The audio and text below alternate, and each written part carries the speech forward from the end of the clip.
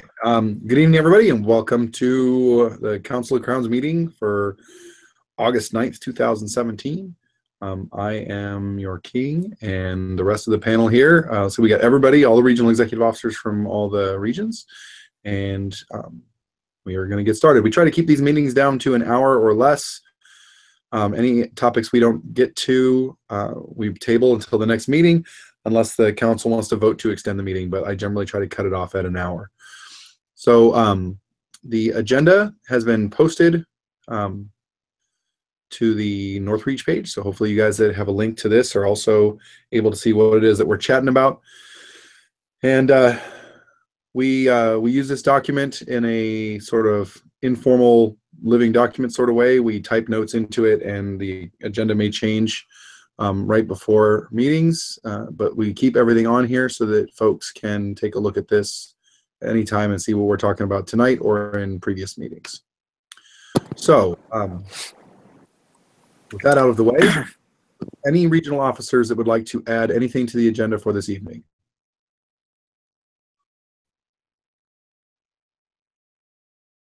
All right, that was a good 5 Mississippi. Hearing none, we will go ahead and move forward with the agenda as is, with discussions of the calendar. So there's a couple different topics to discuss with the calendar. One is, we got to fill it. We need the calendar filled ASAP so that we can get it posted and people can plan and all of that shiny stuff. The other thing is we have to decide how far out we want to set the agenda or the calendar. As we get larger and as our events get bigger and more elaborate, they take more time, not just to plan and prepare, but to attend as well. People need to, know about it with as much advance notice as possible. Dungeon Crawl is a great example. That event is less than 6 months from now, and there's a lot of, interest from outside of the kingdom for people that want to show up. Those people may need more than just a couple months to plan things. So getting that stuff on a calendar is important to that. So I've had some member feedback. For those of you guys that are paying attention, I started my Royal Tour down in Icefire Bay this weekend, and I visited both Icefire Bay and Frozen Coast. And while talking to the folks there, the general consensus that I got from people is that they are comfortable or desirous of the council setting a calendar out 1 to 2 years in advance. So what that would mean essentially is that council members would be voting to put stuff on the calendar, or basically enacting a calendar for events that they would not directly oversee. But it would provide us with a great deal of ability to forecast things. So I wanted to open the floor to discussion on that topic to see if the council had any input or if they've heard anything from their members regarding the topic. Okay. Do you have anything?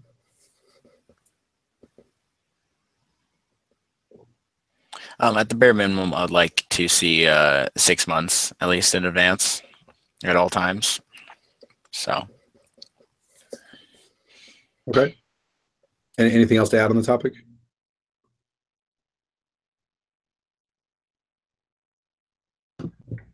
I think as far as in my experience, anytime I'm planning for an event that is a big event, the further ahead that I can start setting things up, the more likely it is that I'll be able to go, because the more I'll be able to plan for it financially. I generally don't have, and I imagine most Amtgarders don't, have the money to fly to an event and attend it on 2 months' notice. Having a year's notice, if I want to go to Clan on a year's notice, I can make that happen if I really want to make it happen. But on 2 months' notice, then it's a stretch. So I think having, essentially, the longer you can make it, I think there's two things that come about that. You get a bigger window where people can say, I want to go, but you also have to keep the hype up, because if you say this is happening in a year, you've got to keep that hype going. Whereas if you say this is happening now, the hype is there. It's kind of where I see that coming.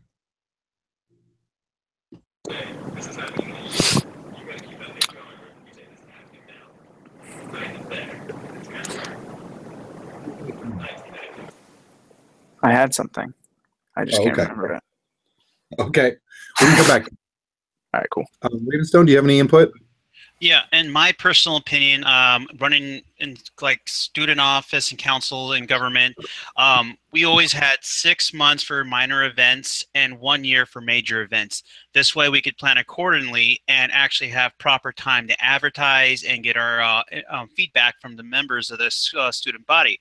So that worked well for me in the past and other things I've done. Okay. All right, thank you. Icefire Bay, you got anything to add? I'm down for planning it out in advance. I like 1 year. Okay. And Lupin Moon, did you have anything? Well? Yeah. I think we need to treat our fundraiser events similar to our big, I don't know, like our big events like Dungeon Crawl and Wolf's Cry, just because we really need that kind of excitement and that hype for really pulling these together. Being a part of the last couple of I wasn't as active this last year in the Ren Fair, but just it always feels like we're kind of scraping that together last minute, and that's what we're dealing with right now with the state fair, and it's always kind of an extra stressful time that I think could be easily done away with if we just started planning earlier and doing stuff earlier. Okay. The YouTube live chat also seems to agree with a 6-month plan. Yeah, 6 months to me seems a little bit limiting, because that means that like literally I don't know, like what as someone who's autocrated a lot of large events, setting that stuff up a year in advance, or around a year in advance, gives a lot of I don't know, just resources to the person to plan things, to set stuff out, because like I'll give you an example. Like I'm trying to help get the Dungeon Crawl started on the right foot, because we don't have an autocrat for that yet. So I called the hotel to try and get things reserved for the first week of February, and they've already got reservations during that time. Whereas if I'd have contacted them last February for this, the chance that those reservations would have already been in place would be much slimmer. So I'm kind of interested in Jonathan's suggestion, where we sort of divide things between like major and minor events, and give more of a 6-month leeway on minor events and a 12-month leeway on major events. But honestly, I don't know. I don't really have any concerns with the council setting a calendar out for 12 months. We set a budget out for 12 months, so it sort of makes sense. But I don't know, I wanted to sort of have the council just discuss it, because we do have to decide what we want to do with the calendar and how we want to approach it. It's also not like impossible to change future on. Like if you plan out a year ahead and then the next Monarch's like that weekend can't work, we have to do next weekend. Right. Yeah. They can make that decision. I think there's also a good financial consideration, because I'm not sure, I've not rented too many large facilities, but I imagine it works a little bit in the same sense as, say, an airline ticket or a hotel, where if you say a year and ahead of time that you're going to rent this place, you get it for quite a bit cheaper than if you say you're going to do so 2 months beforehand. Yeah, what you tend to run into with events. Oh, sorry. Good, Luke. No, I apologize. I didn't mean to cut you off.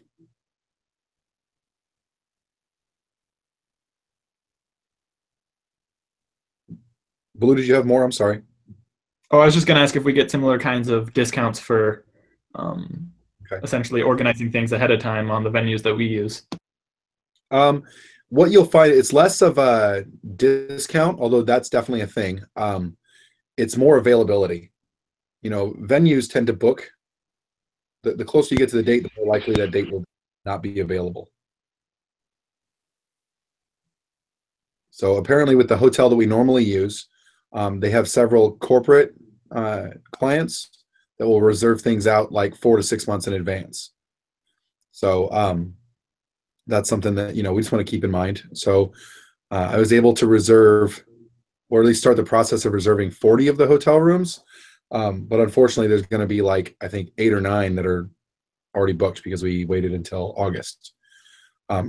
So just going forward, I think it just gives us a better chance at getting what we want if we are proactive and early.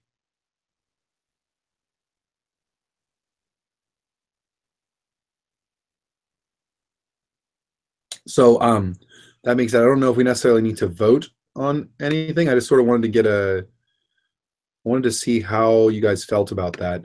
The calendar itself, like filling the calendar, I think that that's a discussion that's too long for us to have in a council meeting. So I would like to suggest to the council that we create a subcommittee to do some calendar workshop meetings and sort of start roughing out a calendar for the next 6 to 12 months for us to look at. I like that, and I would like to second that motion. I'll agree. Yeah. Okay. Are there any opposed to that idea? Can we just Okay. make sure that Minnie is involved in that process? Oh, absolutely. No. I would coordinate this with the Regions Council. What I would like is for each of you to appoint one person from your region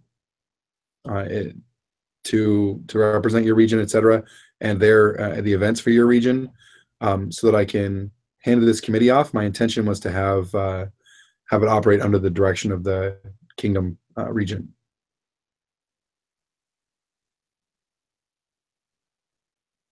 So with that, can you guys all commit to having a name for Minibard by Monday? Absolutely.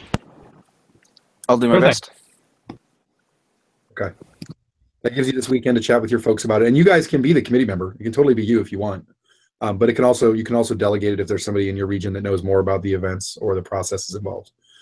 And then I would like to give the committee a deadline for having a rough calendar to us. Does anyone have a suggestion on what that deadline might be?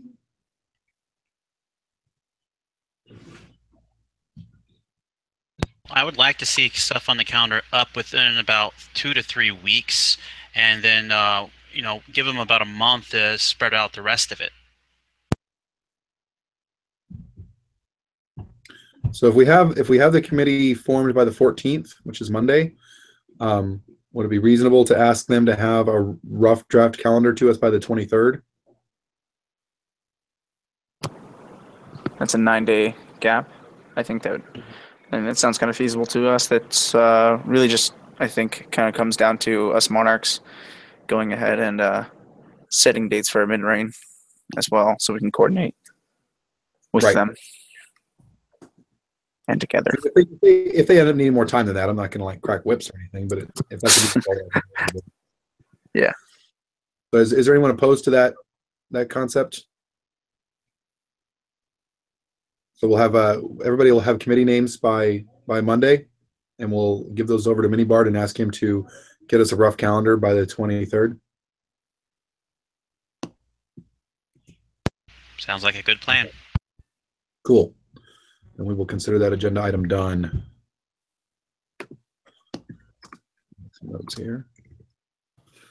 All right, so the next item is the new officer accesses. Do all of your officers have access to the forums and Facebook pages that they need access to?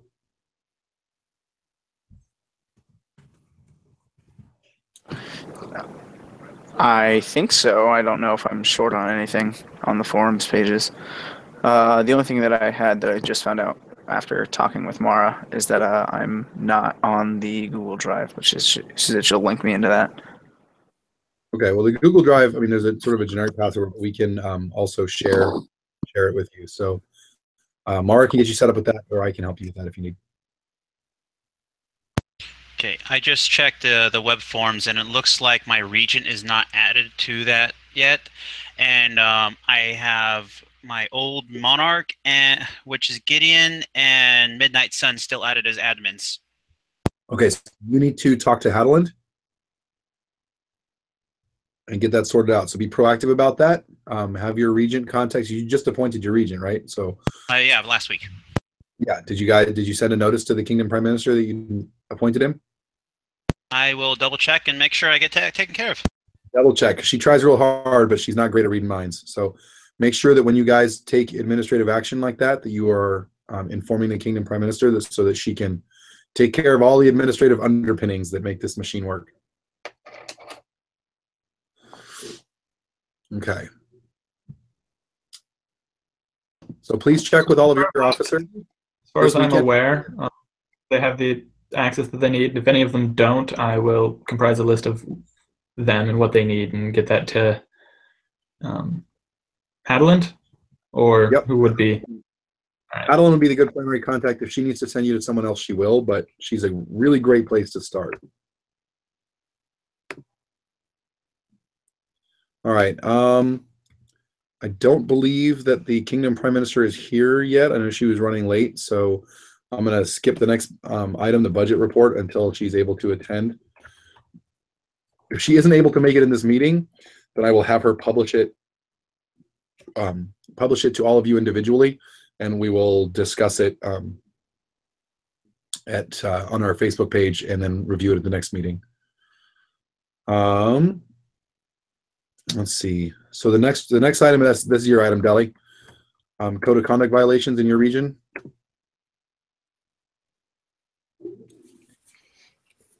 All right.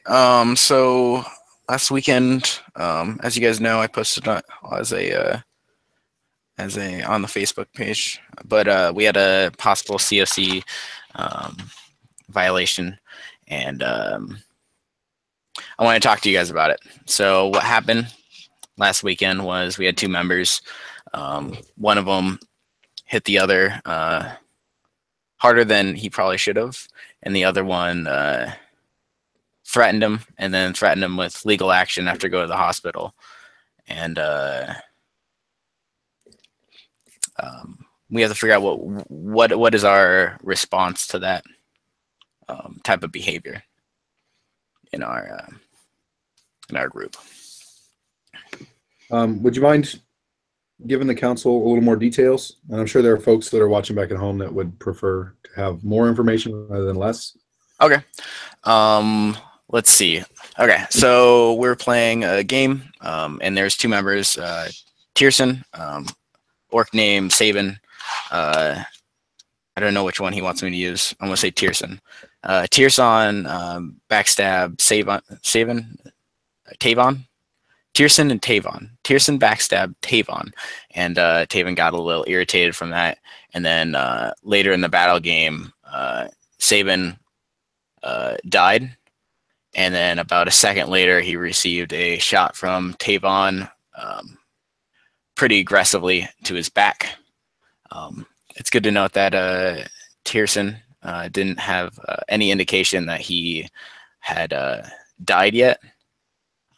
But he was dead, and Tavon swung, hit his back, and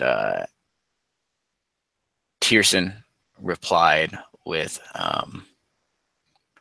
was pretty angry. A lot of the people around him was a little concerned. They talked to me about it, but he removed himself from the field and said he was gonna sue Tavon after going to the hospital. He went to the hospital. He sent us some pictures of his report. It said that he received a contusion to his abdomen, which is like a bruise. So obviously Tavon's hit was, illegal, but maybe not life-threatening. And ex post facto, they made up now, and they are on good terms from what I hear. And so that's good to know that there's no continuous drama going on right now. Is that enough information for you? I think it's a good place to start. Does anyone on the council have any Okay. questions, or do they have any specific information that you'd like to ask of Deli? So he asked for a I'm trying to think of my question that I just had. I saw from one of the things you sent me, so from one of the messages from a concerned member, that they were not really feeling too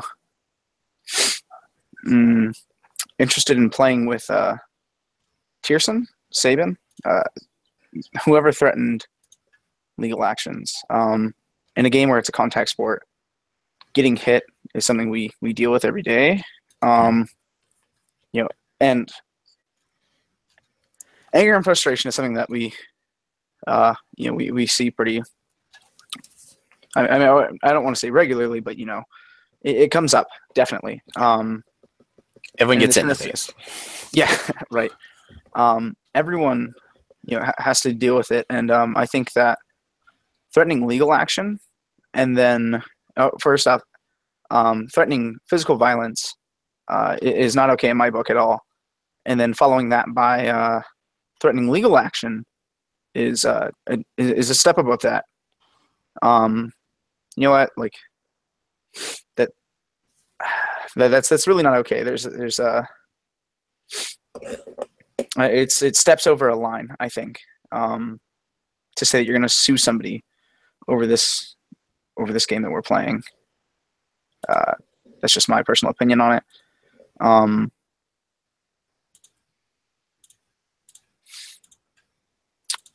Do you feel, Austin, Deli, do you feel that anything should be taken against either of these players? Like any action should be taken against either of these players?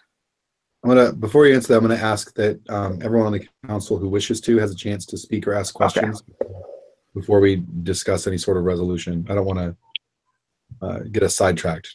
Okay, my mistake. If I may. Go ahead, Blue. In one of the letters that was presented to us, it actually quoted, and since I wasn't at the event, I can't speak to the accuracy of this quote, but the quote is, it's trying to quote what was said, and it says, "If you do that again, we're going to have a conversation outside of Amtgard."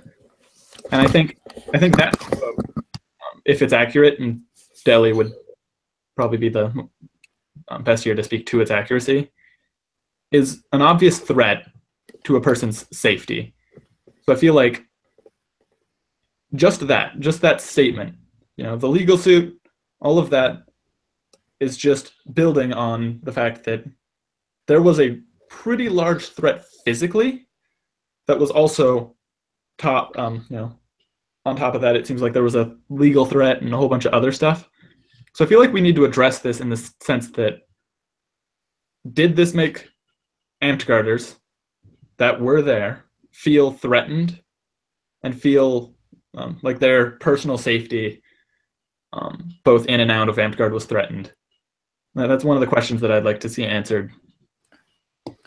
It's good to note that the tone wasn't conversationalist on, we need to talk afterwards. It was, the tone was very harsh and loud. Okay. Does any other member of the council have any questions or comments on the situation?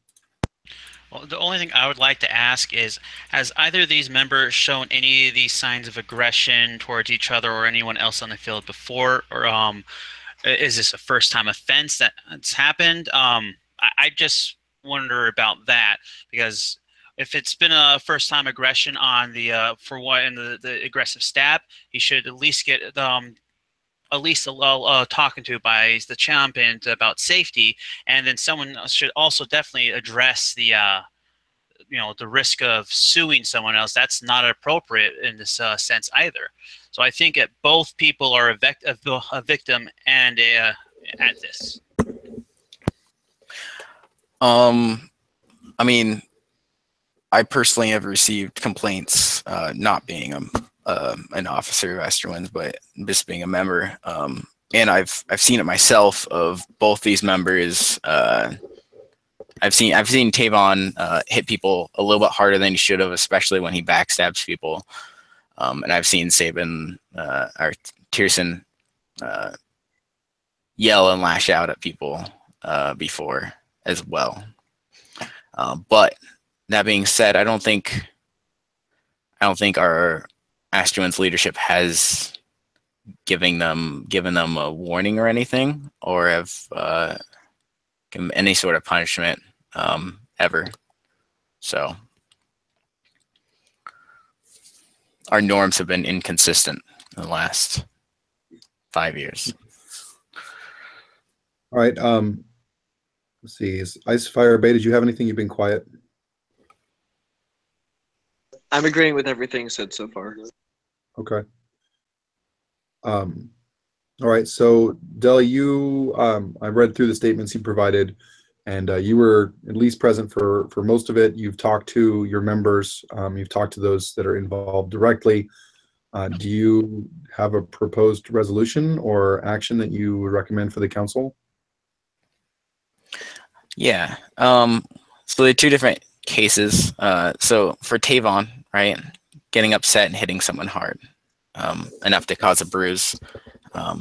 Obviously, that's inappropriate out of any member, but I'm not sure if it's worthy of a ban.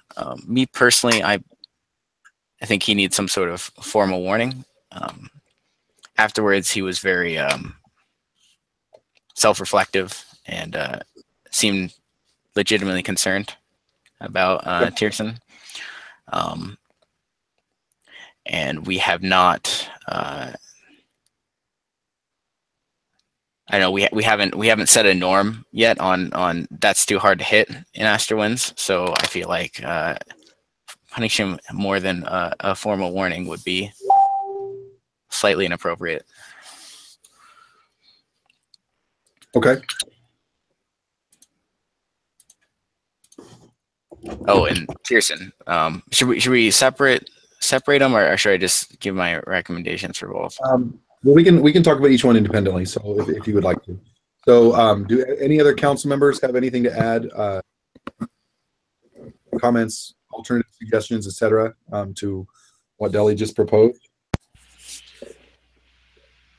I personally am in agreement with Deli that he should get a formal warning on this since it's the first time it's come up with an Astra wins. I'm a pretty fan of public apologies. Just in this case where it's he's getting a formal warning, I think you should follow that with his own statement of understanding what he's done wrong and possible corrective actions to take.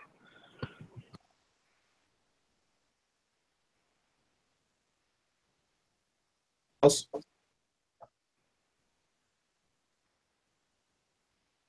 right, sounds like the council is in agreement with your suggestion, Deli. So I think you could probably move forward on that with our blessing. You want to move on to the other side of that?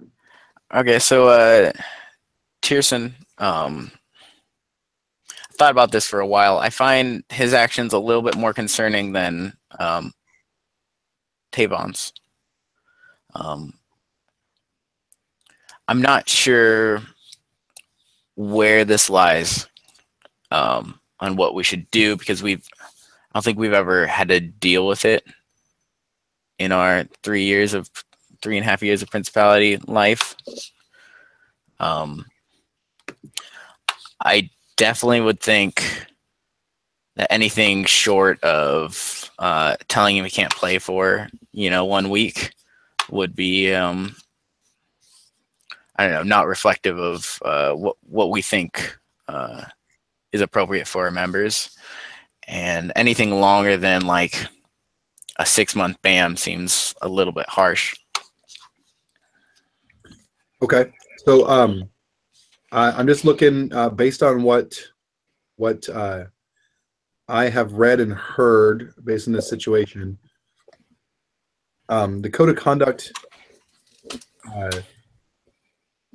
The code of conduct sections that I think are the only ones that would pertain would be 1 and 6, which is speech that would cause a reasonable person to fear for their property or safety, or 6, creating a hostile environment detrimental to the enjoyment of the group as a whole. I suppose it would be up to the council to decide whether or not those applied and to what degree. I think it definitely applies.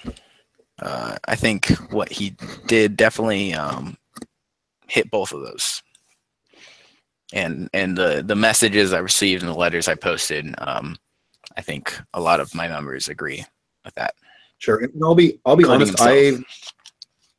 I've not played with Tierson a whole lot.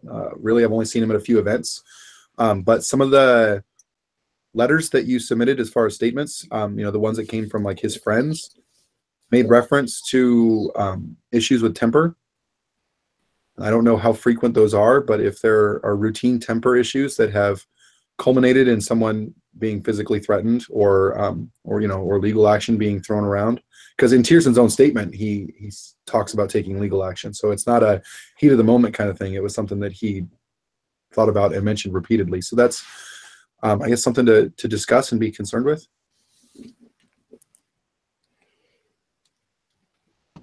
One thing from one of the letters talks about how this person as an individual doesn't want to play with someone who's going to threaten lawsuits, particularly because he wants to know what if it happens when he's fighting him. He's in the letter that was written to us, it is demonstrated that he actually, being not the person that was threatened directly, still feels indirectly threatened by it, and that to me is rather concerning. There's also that Astro Romance currently has a lot of new players, and I think that large outlashes by a player who's been there a while looks very negative on the organization to all of these new players who it might be their first, second, or third week. So I think that needs to be considered. It's also bad to show that that's a precedent that we're letting our members have or encourage. Okay. Does anybody else have comments on that?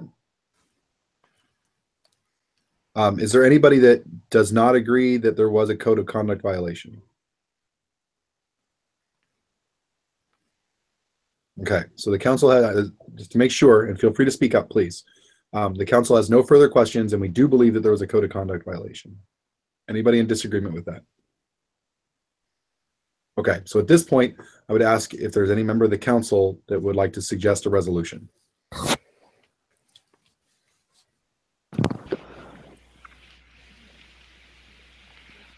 Personally, I think I don't know, 6 months sounds just about right. It's a very clear and blatant breaking of the code of conduct. He threatened the person and threatened the legal action, and then not just that, in the heat of the moment, like you said, like not just in the heat of the moment, but also he sat on this and thought about it, and actually still thought about pursuing legal actions. And I personally don't too far. I'm not too far off of one of the letters we received where they said they wouldn't want to play with somebody who's going to threaten that kind of stuff, because like I don't want to be sued, not over the game, and I just wouldn't really want to meet him out on the field. So I'm in agreement with Abram, what he was stating there. The only thing I would like to add is I would like to see him write a letter stating how he's going to improve his performance and make it a more safer environment for him to be on the field. Otherwise, he'll be coming back and doing the exact same thing.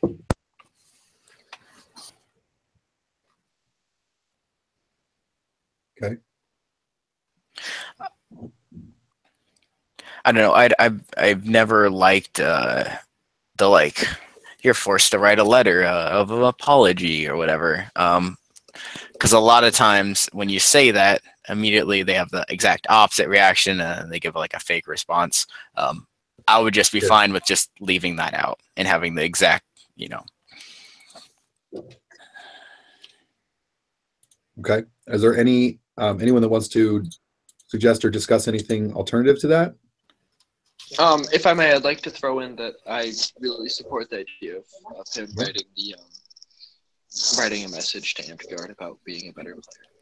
I think it's effective. Okay. Any other discussion? I mean, I think time to reflect does a lot for a person. If a person really enjoys playing the game, and we take that away from them, instead of playing the game, they're going to be sitting at home on Sundays going, what to do? You know, they're gonna think about it, and when they come back, I think just the time off alone and that time to reflect has the potential to bring about a lot of improvement in a player. And if it doesn't bring about a lot of improvement in a player, and they don't learn from their mistakes, well, they'll make the mistakes again, and it'll have to be dealt with again, and probably more severely. But as far as currently, considering that, as far as although we've determined it might not be a first-time offense, this is the first time we're addressing it.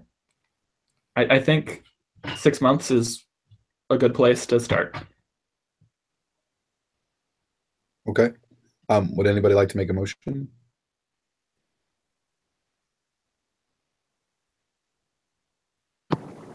Like a motion for a ban? Like, sorry, I'm just asking that. Is that what you mean? Yes, I know. As you guys are new to this council. So if we want to take any action, one of you has to suggest an official course of action. This is for anything, not just this topic. Someone else has to second it, and then we'll vote.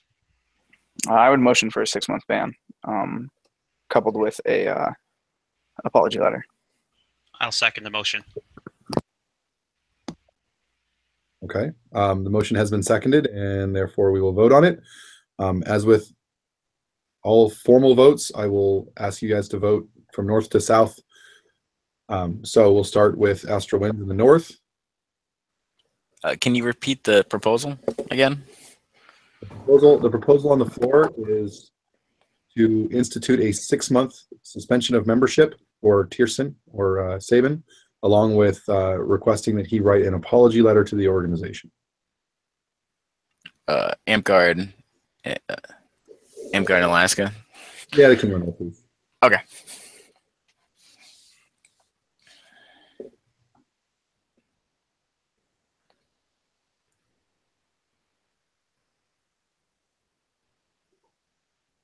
Are you thinking, Deli, or? Oh, I was waiting on you. No, I'm sorry. Yeah, the vote is to you. Okay. Yes. Okay, then Ravenstone, Yes. Lupin Moon, Yes. Frozen Coast, Yes. Icefire Bay. Aye. Okay, so that's unanimous for the council. Effective immediately, Tierson or Sabin will have his membership suspended for a period of 6 months. I will inform the Kingdom Prime Minister and a letter informing him of that decision. Anybody else have any comments on that? Do I need to do anything in terms of like removing him from pages and such, or is that all Hadeland? Hadeland can do that, although if you're a moderator of the page, any of you, if you're a moderator of any of those pages, you are absolutely, you're supposed to do that. So feel free to remove him from any of those pages. Our current bylaws require that we remove any banned or suspended member from any of our electronic assets. So we'll need to do that. Okay. For those of you guys watching at home, in these unfortunate situations, the All Thing has the right to appeal this decision that requires a 20% of the dues paid members to send a petition, which can be delivered to the Kingdom Prime Minister. That's Hadeland. If you have any questions on that process whatsoever, please let me or Hadeland know. We'll be happy to walk you through it. And as always, we support the All Things right to question us or keep this council in check however they see fit. I'd be happy to support you in that. Anything else on this agenda topic item before we move on? I actually have something. I'm being messaged by one of my members. The first question was just that she said, would the member who hit too hard have been self-reflective if he hadn't been called out so violently? And as far as, quote, standards, end quote, hitting too hard, are those not outlined in the rules? And then continued on and asking if the rules specifically outlined their hits leaving bruises as being hitting too hard. But I don't remember ever seeing anything on the upper limit for force for being swung. Well, I can cover that real quick. So the rules say that any weapon that routinely leaves bruises, or regularly leaves bruises, is illegal. Behavior that regularly leaves bruises would also be illegal. To my knowledge, from what has been submitted and what Ellie has said, the individual that hit Saban does not regularly leave bruises. This was a single strike in an isolated incident, although it sounds like there have been some instances where it appears that he's swinging too hard, but no complaints of actual injury. So we can't really impart intent into a swing unless it's, I mean, like grossly obvious, like he turned his sword upside down and started beating someone in the face with the handle. We get hit hard in Amtgard all the time. I've had several. I mean, I've had ribs broken. I've had my nose broken, not because anybody was doing anything malicious, but because we literally go out there every weekend and try to hit people and let them hit us. So that sort of stuff happens.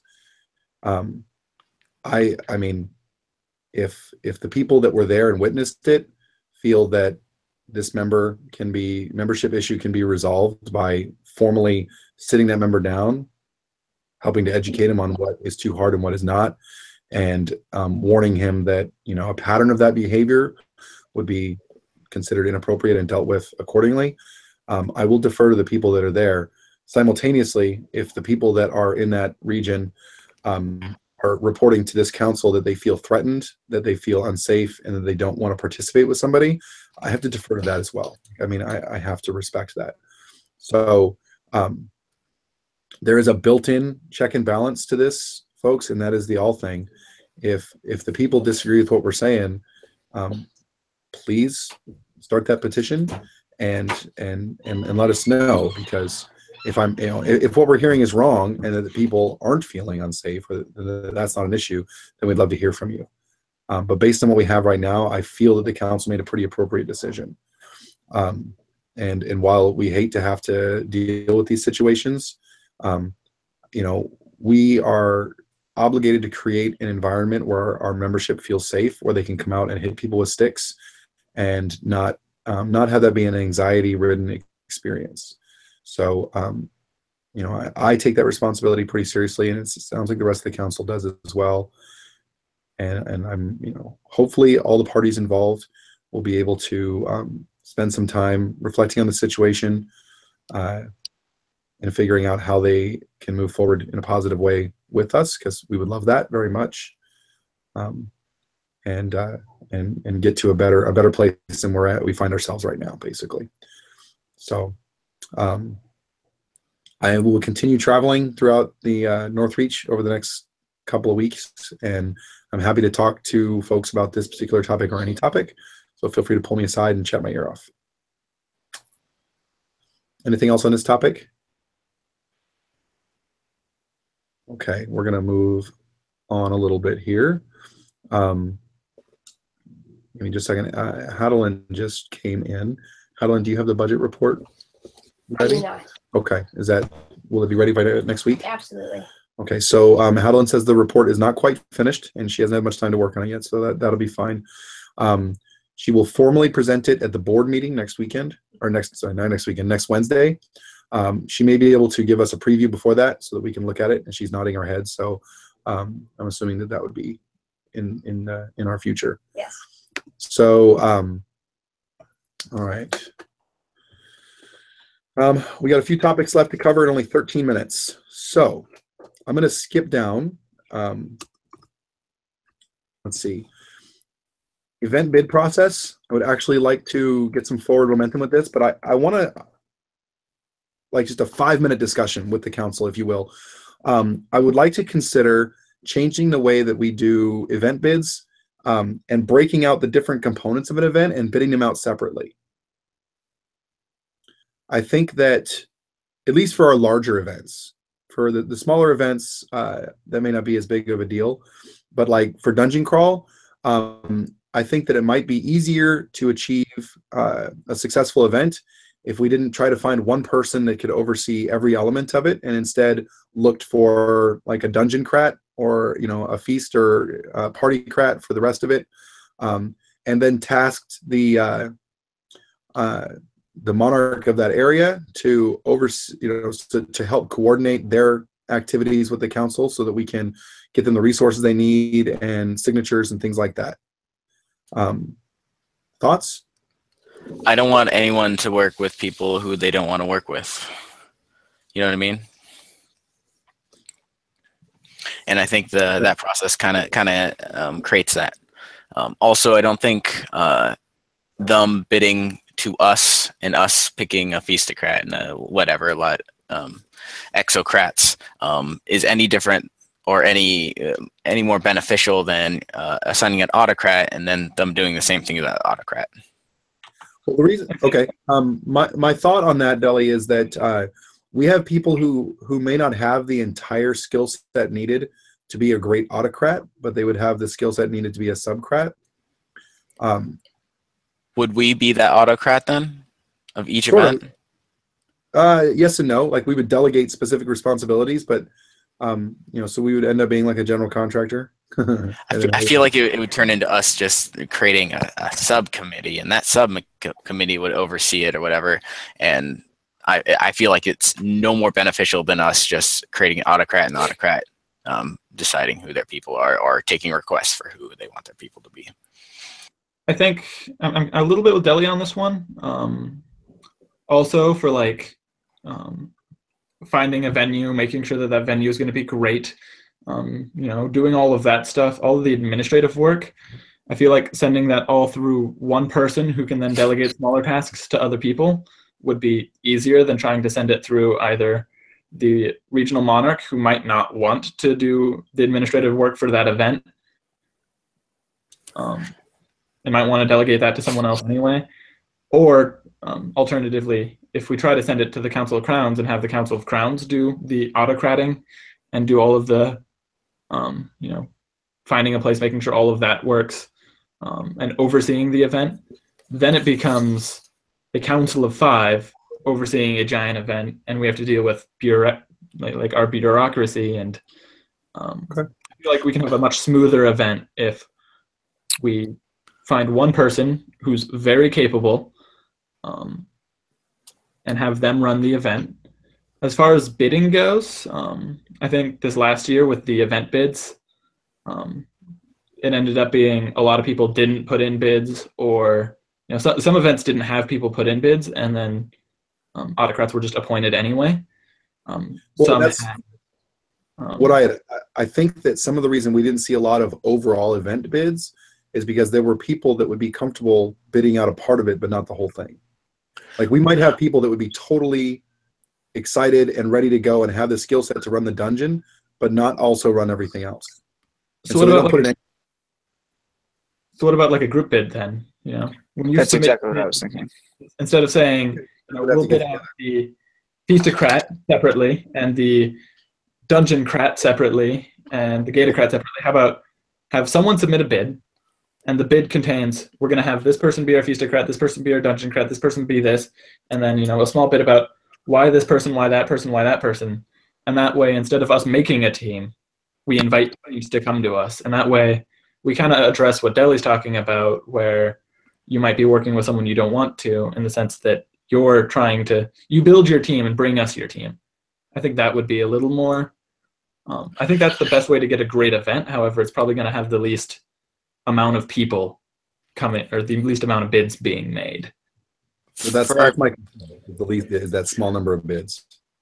For our big events, it might be good to accept like what you're saying, accept bids for the individual crats, and then once we get our autocrat, we could send those bids to the autocrat for them to decide who they want.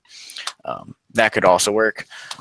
Or if no one actually turns out to be an autocrat or want to be an autocrat, it's very easy to be like, who wants to manage these 5 people, right? And you have those 5 people lined up. That's much easier barrier to entry. That really works pretty good. I think that's a pretty good compromise, Deli. So let me make sure I'm hearing you right. So you're saying open up each section of it for bid, but then one of those sections would be autocrat, and then once we would choose the autocrat first and either let them or at least give them a voice in choosing who the other crats are.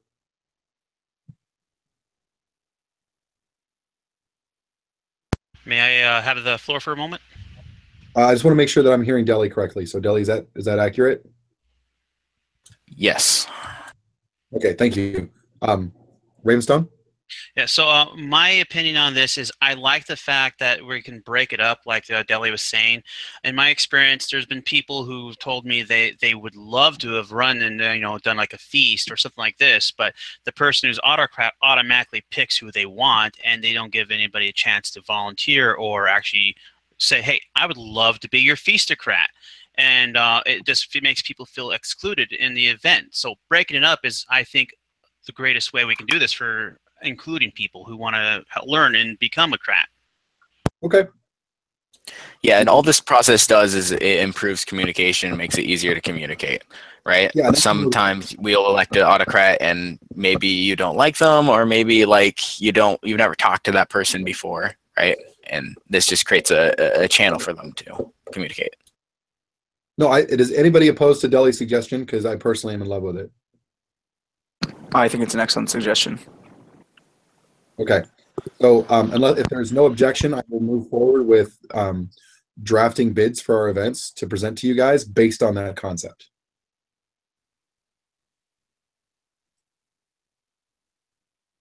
All right, great. Thank you. That is awesome. I'm super excited about it. Go ahead. Would that be, just trying to get an idea of the timeline we're trying to move forward with, are we going to put the bids, are we going to put it out for bid next week then, or is that our goal? Oh man, you overestimate my amount of free time. I will try to have bid frameworks for you guys so that we can vote to accept them or modify them or whatever. The goal is to have them open to the public by September 1.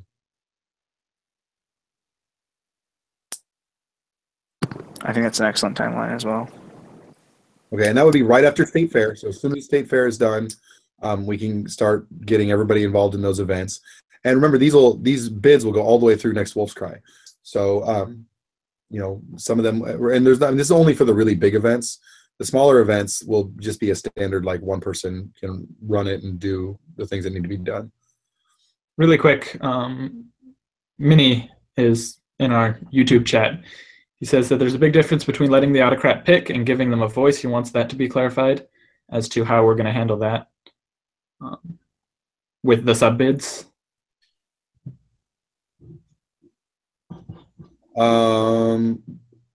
Let's table that till the next meeting. I just needed to figure out how to get the framework for the bids together. The actual selection process is something that we can look at in the future and sort of debate a little bit more as we're getting towards the end of our timeline. But thank you for pointing that out, Minnie. I will make sure to put some notes in the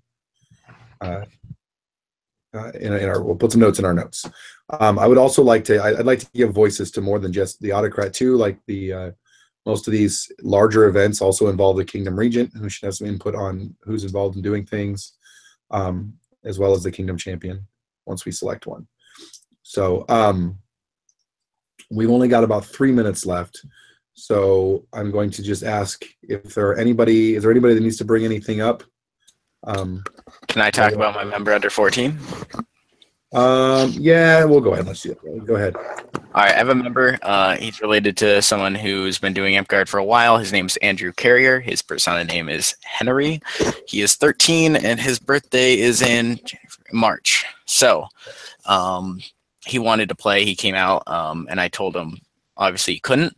And instantly, the first thing he did was ask how he could help, and he basically score kept for us, which was super, super helpful for us. And then after Amtgard was over, I sparred with him for about 15 minutes, and I did the classic, like, bop on the head, hit him with the same shot over and over again, stab him a couple times, and you could tell he was getting a little irritated, but he took it well. I only saw him slough a couple times, but they were mostly like, I'm a newbie and I don't understand how to play this game sloughing, rather than little irritating kid sloughing. And I wanted to approve this kid to fight with us. Okay. You said he's related to somebody? Yep. Reich here. Apparently they've been sparring for 6 months or something. But yeah. Okay. And this person's parents show up every weekend? No. Okay, that's a requirement. Yep.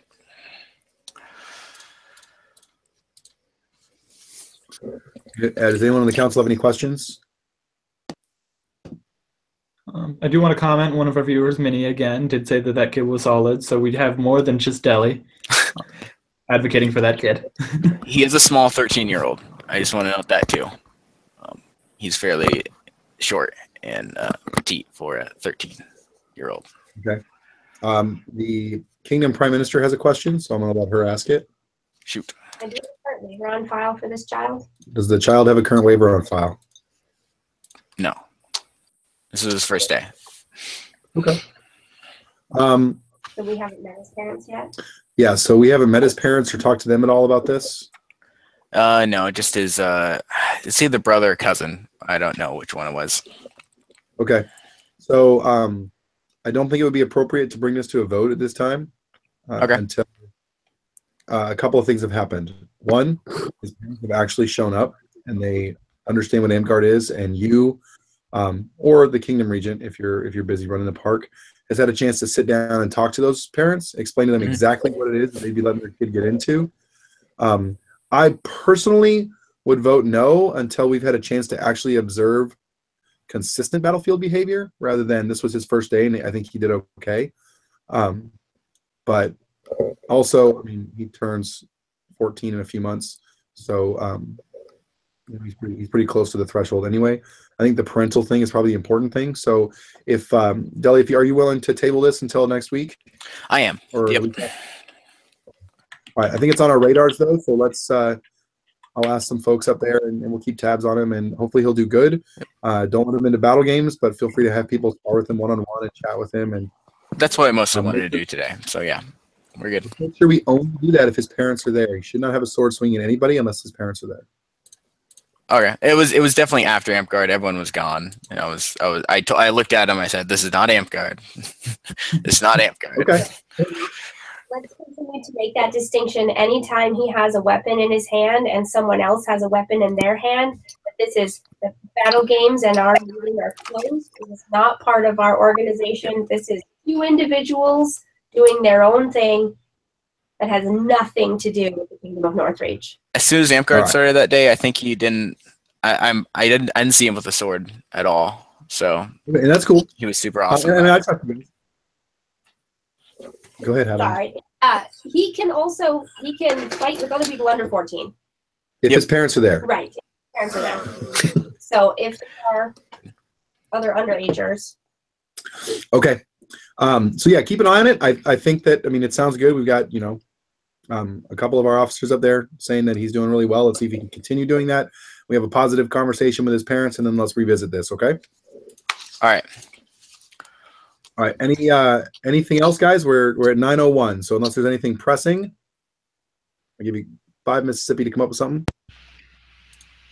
Nothing here.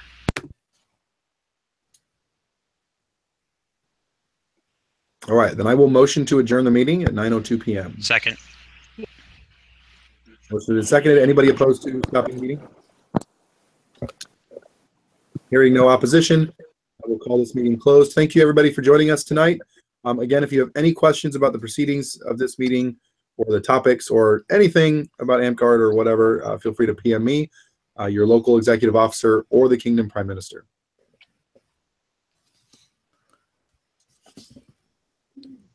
All right, you can go ahead and stop.